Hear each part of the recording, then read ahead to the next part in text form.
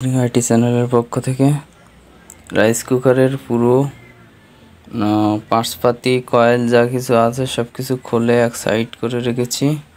এবার আপনারা দেখুন এইখানে দেখুন, এইখানে কিন্তু আমি নাট কাটতেছি।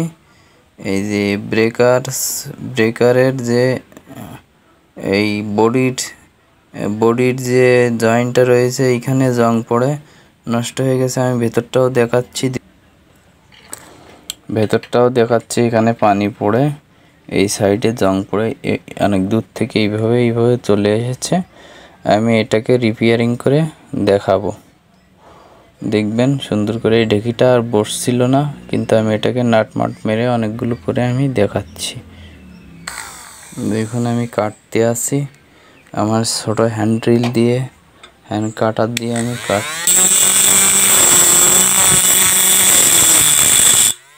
এইখান থেকে এখানে বড় ড্রিল মেশিন যাবে না, এই জন্য আমি ছোট কাটার মেশিন দিয়ে কাটছি।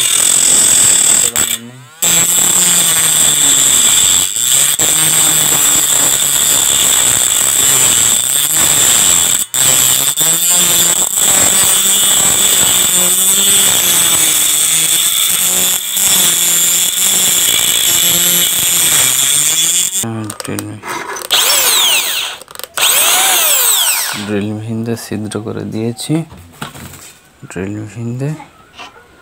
সুন্দর করে ছিদ্র করে দিয়েছি। আমি এই সাইড দিয়ে এই দুই সাইড নাট আটকে দেব।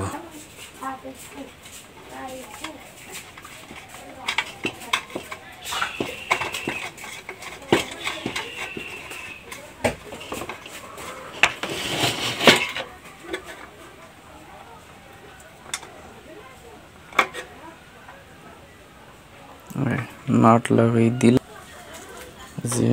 লাগাই দিলাম, সুন্দর করে নাটটা লাগিয়ে দেওয়ার পরে বডিটাকে খুব মজবুত হয়ে গেছে। দেখুন রাইস কুকারের সবগুলো খোলা আছে। এটা আমি এবার বডির সাথে দোমড়ায় মিলিয়ে দেব, ঠিক আছে।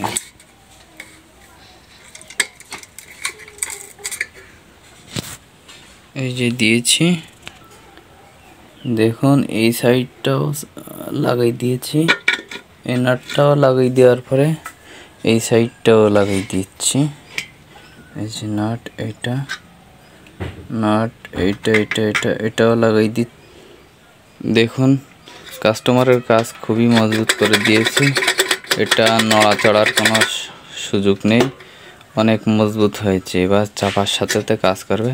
আগে কিন্তু এটা চাপার সাথে কিন্তু এরকম করে নিচে চলে আসতো, এখন আর আসার সম্ভাবনা খুবই কম।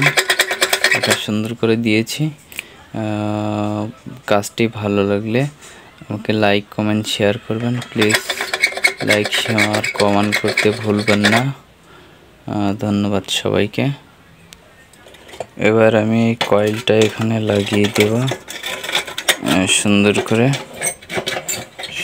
করে কয়েলটা সেট করে বসানোর পরে পুরো পাশপাতি সবগুলো আমি ফাইন করে একটা করে লাগিয়ে দেব। তারপরে তলার পিঠটাও লাগিয়ে দিলাম। এটা বসাবো, সুন্দর করে বসিয়ে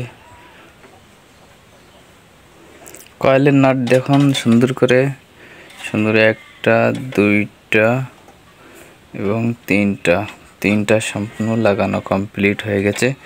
একটা করে পার্টস সব লাগিয়ে দেবো। এটা তো আপনারা রাইস কুকার যারা টেকনিশিয়ান জানেন তারা এটা পারেন, কিন্তু বডি কিন্তু কেউ রিপেয়ারিং করে না।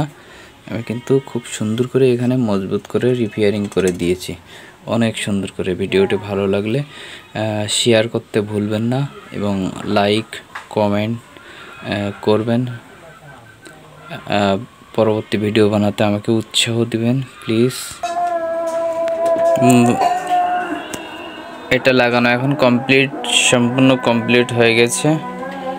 বডি রিপেয়ারিং এ পাশের থেকে এই পাশ পর্যন্ত, এই যে একটু দেখা যাচ্ছে, ওই যে ছিদ্র দেখা যাচ্ছে, এই পাশটা ওই যে ছিদ্র দেখা যাচ্ছে। এটা আমি এবার চেক করে দেখাবো। এই যে প্লাগ লাগিয়ে দিয়েছি। আগে কিন্তু হলুদ বাতি জ্বলতো, লাল বাতি কিন্তু থাকতো না। এখন কিন্তু ঠিকই লাল বাতি থাকছে।